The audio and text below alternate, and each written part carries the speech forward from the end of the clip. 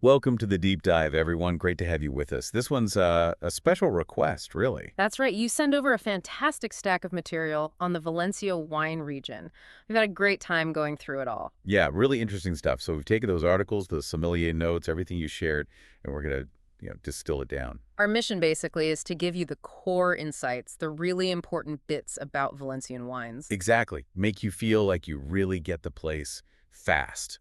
What makes it unique, the history, the wines themselves, your quick guide to knowing Valencia. And it's quite a story, isn't it? I mean, Valencia's winemaking goes way back, centuries back, but it's also surprisingly modern. Totally.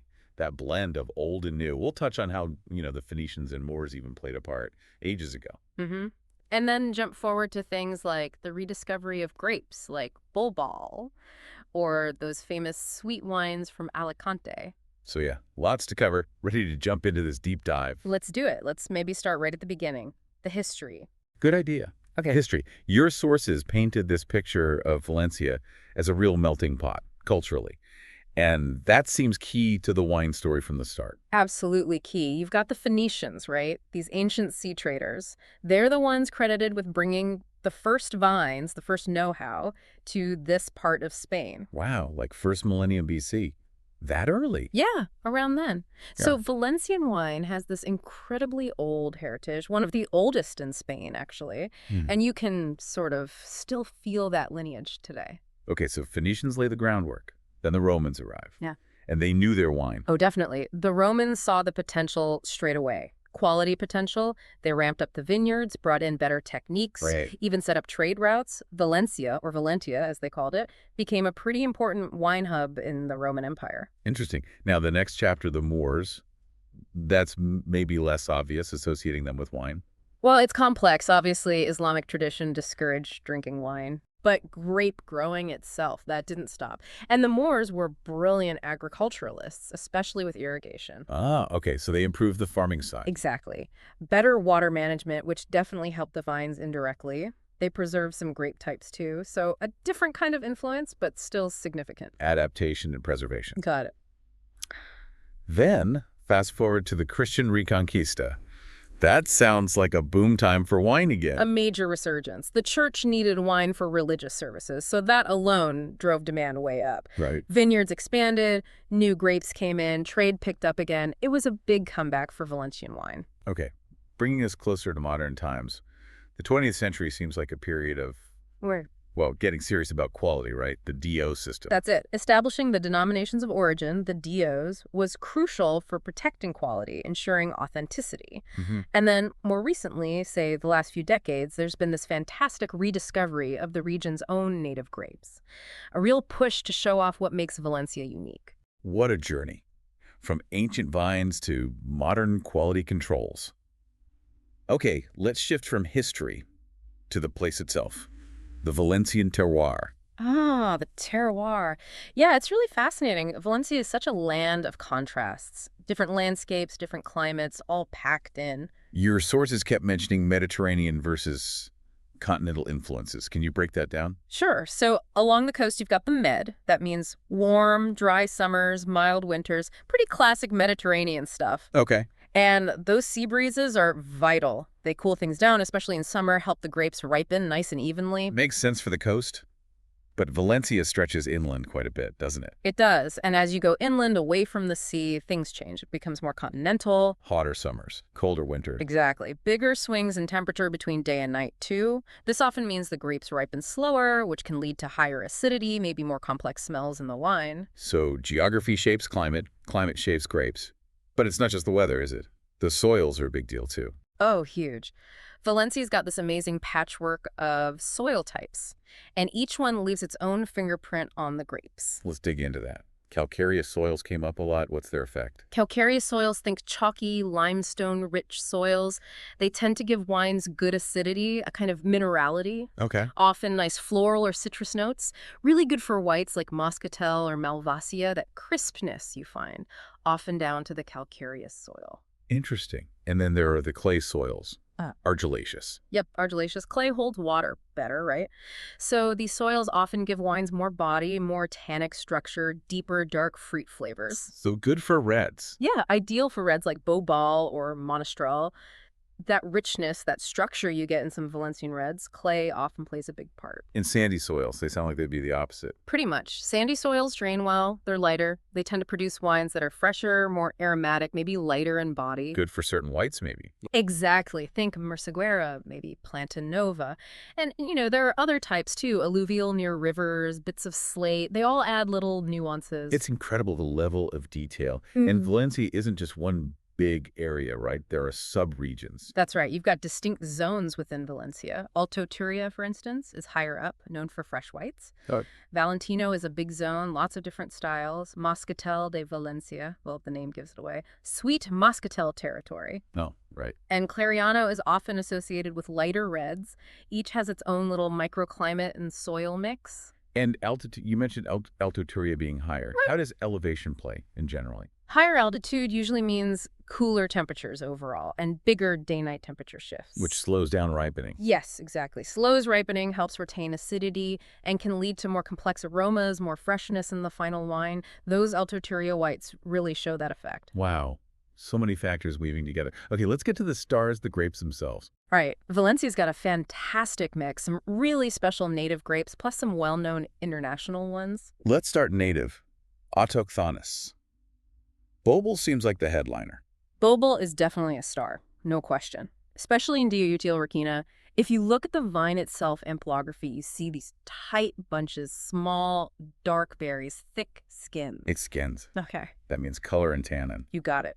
Enologically in the wine, Bobal gives deep color, firm tannins, but also this really vibrant acidity. That combo means great aging potential. And flavor-wise. Think dark berries, maybe violets, sometimes earthy balsamic notes. It gets more complex as it ages, and it's incredibly versatile: reds, rosés, even sparkling wine. A real workhorse, but a quality one. Yeah. What about Monastrell? I know that's big elsewhere in Spain, too. Monastrell, or Mourvedre as it's known elsewhere, is key in Alicante down south.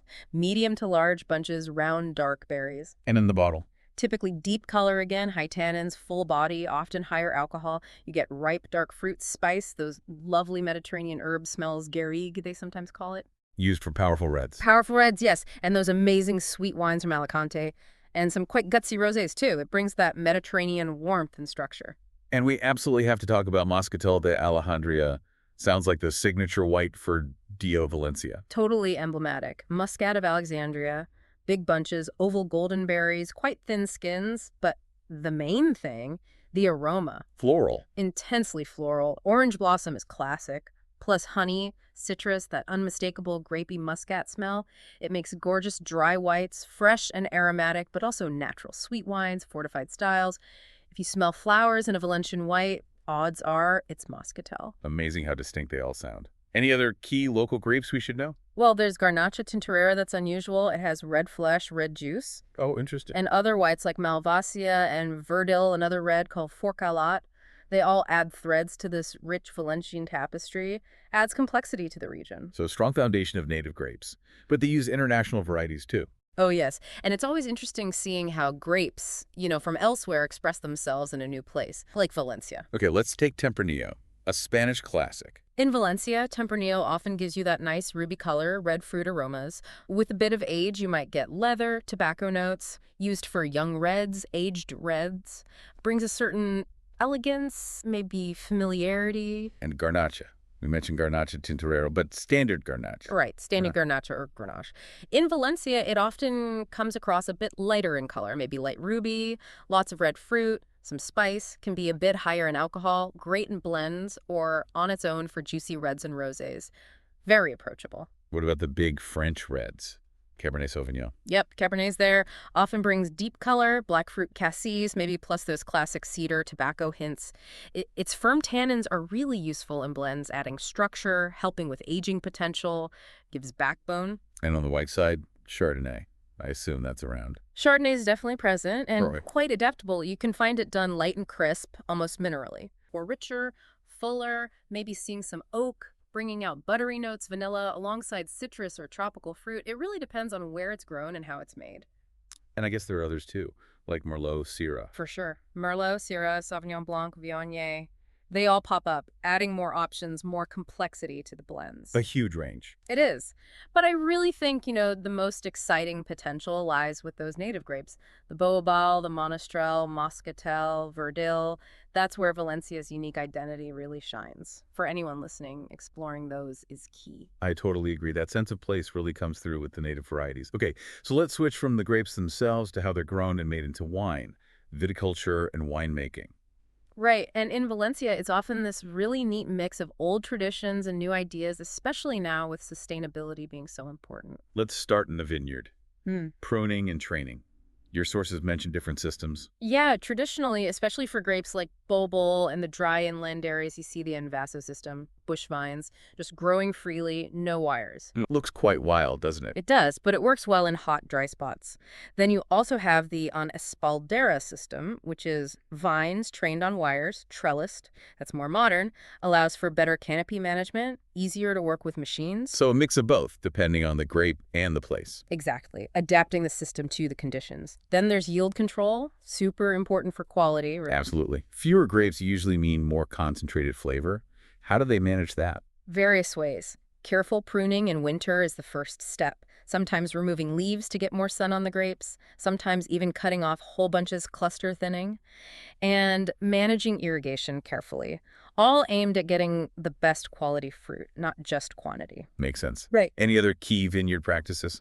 Well, you've got weed control, obviously, managing that, whether it's mechanically or otherwise, and feeding the vines fertilization, using organic stuff, mineral fertilizers, making sure the vines are healthy but not, overly vigorous. It's about balance. Okay, so careful work in the vineyard sets the stage.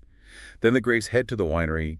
What techniques are common there? Again, quite diverse. Maceration, that's the time the juice spends with the grape skins, is a big one. Extracts color and tannin, right. Exactly. Very short for whites, usually. Carefully managed for rosés to get that perfect color. Longer for reds to build structure and complexity. That initial skin contact is crucial. And fermentation, what are the choices there? Key choices are about yeast. Use the wild, indigenous yeasts from the vineyard, or specific selected yeasts, and temperature control is vital. Stainless steel for freshness. Often, yeah, especially for whites and rosés, or maybe fermenting in oak barrels for more complexity, especially for some reds or richer whites. Lots of options that shape the final line. And after fermentation comes aging. What are the approaches? Whites and rosés are often bottled young and fresh. For reds, it varies a lot. Oak barrels, French, American, different sizes, different ages are common for adding structure, softening tannins, adding spice notes. Any alternatives to oak? Yeah, some producers are using things like amphora clay pots. They believe it gives a purer expression of the fruit and terroir without the oak flavor. So, from no aging to quite long aging in different vessels. A lot of thoughtful choices being made.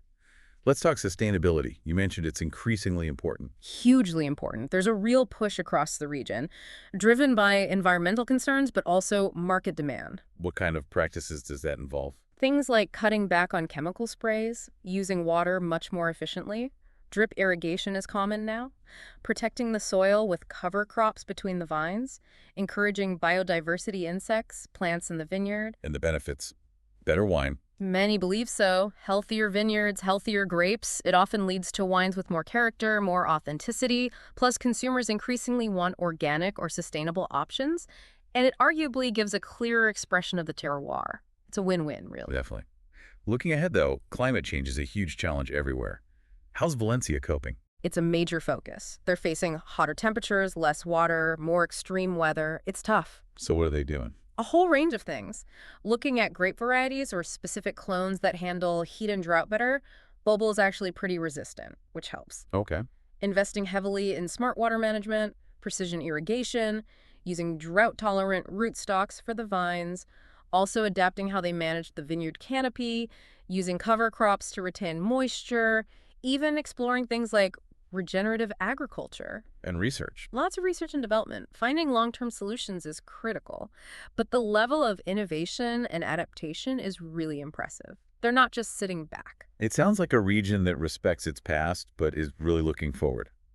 Okay, let's get to the payoff greds, the wines themselves, the styles. Right, the fun part. And Valencia delivers a fantastic range. Let's start with reds. What's the spectrum there? You've kind of got two main camps. First, the young, fruity, easy-drinking reds, often bobel, garnacha, maybe some monastrell, What are they like? all about freshness.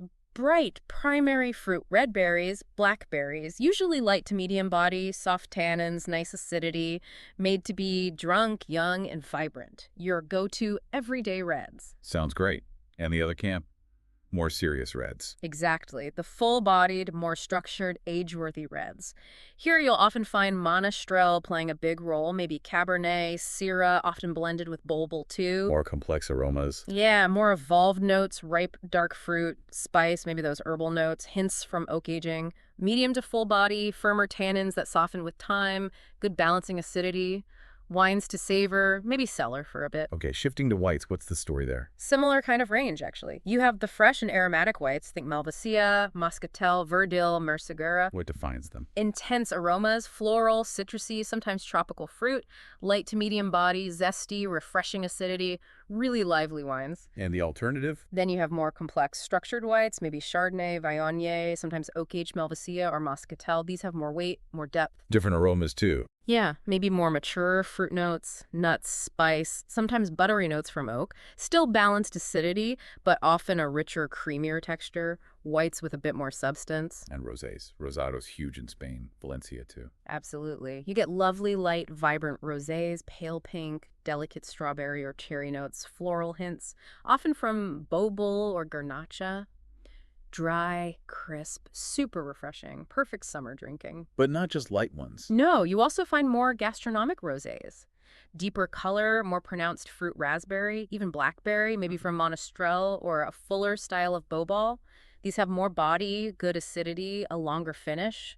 Great food wines. And finally, the sweet wines. Valencia is famous for some of these, right? Definitely. The Moscatelas from Moscatel de Alejandría are classic, intensely aromatic flowers, grapes, honey. They vary in sweetness, from lighter Mistela styles to richer ones made from sun-dried grapes. And that other one, Fundion. Ah, Fondion. That's unique to Alicante. Made from overripe Monastrell grapes, then aged oxidatively for a long, long time. Oxidative chair. Similar process, yeah. It develops these incredibly complex, nutty, dried fruit, spicy caramel flavors, a real meditation wine, a true treasure of the region. Wow, what an incredible spectrum of wines. Seems like there's literally a Valencian wine for any taste or meal. Okay, let's quickly touch on how the region is organized, the DOs. Right, the denominations of origin, they're like official quality seals for specific areas, helping guarantee origin and style. Let's start with the biggest one, Dio Valencia. What does that cover? Dio Valencia is large and diverse, covers a lot of ground, lots of different terroirs and microclimates. Key grapes include whites like Malvasia, Moscatel, Verdil, and reds like Monastrell, Garnacha, Tempranillo. So lots of variety. Huge variety. It's really defined by its range of styles, and there's a strong focus now on quality and highlighting those native grapes we talked about. It's the umbrella Dio, in a way. Then Dio Util Requena, that's Right. Bobel country, right? Absolutely. Utiel Requena is inland, more continental climate, lots of limestone soils, perfect for Bobel. The Dio is overwhelmingly focused on high-quality Bobel reds, young and aged, plus some really good Bobel rosés. It's the heartland. And Dio Alicante, down south, famous for sweet wines. That's its reputation, yes. Warmer Mediterranean climate, diverse soils. It is famous for Moscatel sweet wines, and especially that unique Fondillon, but they also make excellent, powerful dry reds from Monastrell and aromatic whites, too. Sweet wines and strong reds are the calling cards. Are there any other important areas or designations? Yeah, within Dio of Valencia, there's the Subzona Clariano, known for reds, often based on Tempranillo and Monastrell. There's also a broader regional designation, IGP Castellón, covering wines from the Castellón province. And you can find Vino Sepago top-tier single estate wines. These smaller areas highlight specific terroirs. Okay, so a clear structure helping define the different wine identities within Valencia. Now, the part everyone loves, food pairing. Ah, yes, Valencian food and wine together. Yeah. That's a happy place. Let's start with the icon, paella. So many versions. What wines work? Okay, classic paella valenciana with chicken and rabbit. I'd go for a white with somebody, like a Verdejo or Malvasia, or even a light young bubble red, maybe slightly chilled. Seafood paella, paella de marisco. There you want something crisp, and maybe with a bit of richness. An Albarino works great, or maybe an oaked Chardonnay if it's a richer version. Cut through the seafood richness. Mixed paella. Paella mixta needs something versatile. A local white like Merceguera could work. Or a dry bowl rosé is often a fantastic match. Think about the main ingredients and the overall weight. Okay, beyond paella. What about other classic Valencian dishes? Grilled fish. Simple grilled whitefish loves a dry, minerally white. A verdejo, a dry moscatel seco, maybe Sauvignon Blanc. Keep it crisp and clean. Shellfish. Young, zesty whites, Albarino again, or Macabeo. Dry rosé is great too. And cava, Spanish sparkling wine, is brilliant with oysters. What about that eel stew all I pepre? Sounds quite rich. It is. It needs a wine with a bit more oomph. A fuller white, maybe an oaked Chardonnay or Malvasia, or even a young fruity red like Garnacha could handle it. Match the intensity. And all those other amazing rice dishes. Arroz a banda, arroz de negro. Arroz banda, cooked in fish broth. Needs a dry white with good minerality. Verdejo, Albarino fit the bill. Arroz negro, the black rice with squid ink. That intensity calls for a structured white, maybe Malvasia or Chardonnay, or even a young Bobel red. Arroz con costra, the one with the egg crust. Yeah, that hearty baked rice dish, a young fruity red like Bobel or Garnacha works really well there. Complements the richness. So many great local pairings. Do these wines travel well, pair with other cuisines? Oh, absolutely. Their versatility is a real strength. Those fresh whites, great with Greek salads, Italian seafood pasta, medium reds, perfect with grilled lamb. Dry whites can be surprisingly good with sushi, rosés. Think tacos, light salads. Aromatic whites can even handle milder curries. Lots of possibilities. Any quick tips for people wanting to experiment with pairings? Think about acidity. Does the wine have enough to cut through richness in the food? Think about aromas. Do they complement or contrast nicely? Match intensity, light wine with light food, big wine with big food, generally. And honestly, don't be afraid to try things. Regional pairings often work for a reason, but experimenting is fun. Trust your own palate. Great advice. Okay, as we start to wrap up, let's look at the market side. How are Valencian wines doing, and what's the future look like? It's a really interesting time for Valencian wine in the market. Lots of positive energy. What are the main trends you see? Well, consumers are definitely looking for wines with a story, authentic wines. They're curious about less famous regions, new styles, big interest in native grapes, sustainability, organic Valencia ticks all those boxes. There's also demand for lighter, fresher styles, which Valencia does very well.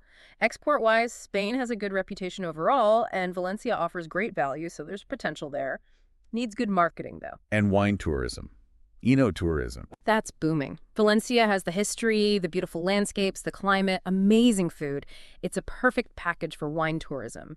Winery visits, tastings, food pairings on site. It's a big growth area. Who drives the promotion? Producers, associations. It's really a team effort. Producers have to focus on quality, innovation, telling their story, welcoming visitors. The DOs and other associations work on setting standards, organizing events, building the Valencia wine brand internationally. And institutions, government. They play a role too.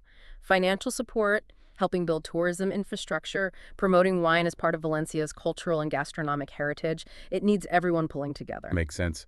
What are the main hurdles and the big opportunities? Challenges. Fierce competition globally, definitely. Pressure on prices, keeping up with modernization, and those big ones. Climate change adaptation, water management, attracting young talent to the industry too. But opportunities too. Huge opportunities. That amazing diversity of native grapes is unique. The climate is fundamentally good for grape growing. The rich history is a great story to tell. The growing demand for sustainable, authentic wines plays right into their hands, and the producers are showing they can adapt and innovate. Plus, that tourism potential we mentioned.